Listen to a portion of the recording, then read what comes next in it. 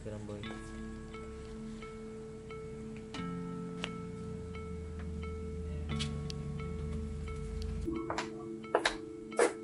Sir Simon, ano pong ginagawa niyo rito sa ganitong oras?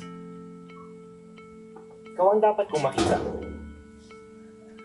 Gising ka pa. Mabuti. May pinag-aaralan lang po ako. Pasensya na, magulang paligid. Basilio, hindi ako naparito upang umanga sa kaayusan ng iyong tahanan. Narito ako upang pag-usapan ng mas mahalagang bagay. Ang kinabukasan ng ating bayan.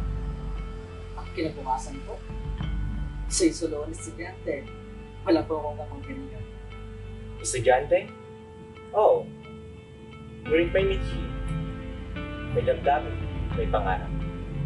Basilio, nakikita mo bang may pag-asa pa ang bayang ito? Hindi ko alam.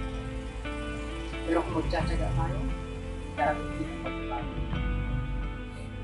Iyaga, isang salita ng alipin. Ilang dekada pa ang kailangan. Ilang buhay pa ang kailangan mawala.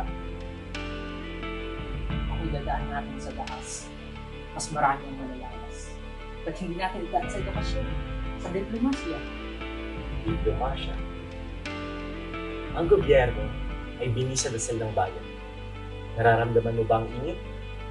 Isa itong pulburan. At ang petisyong yan, para sa Akademyang Wikang Kastila, isang mitya. Ang apoy magpapasabog sa bulok na sistema.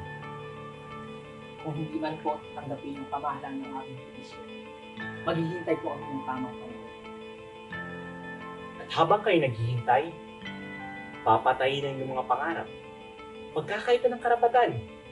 Ang kabataan, ang inaasahan ng bayan, ginagapos, pinipipi at natakot. Ginawa, tatawarin nito ako. Pero kaya tumaan sa dapat. May pamilya ko akong inaalala. May pangarap na gustong buhay. Isang kinabukasan, sa ilalim ng takot at pagsuti, hanggang kailan ba sila?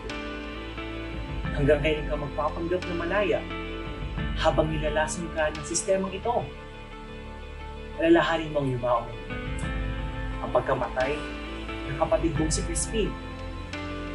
Ang batang ito ay may apoy. Huwag mo silang pipigilan. Hayaan mo ang galit ang magsilbing apoy na susunog sa kadiliman. Amo man patay sa inyo, pero hindi ko alantas ng pagkawasan. Abay, makapangyarihang salita mula sa isang batang takot. Pero sige, Basilio, maghintay ka. Samantala, sisindihan ko ng mitya.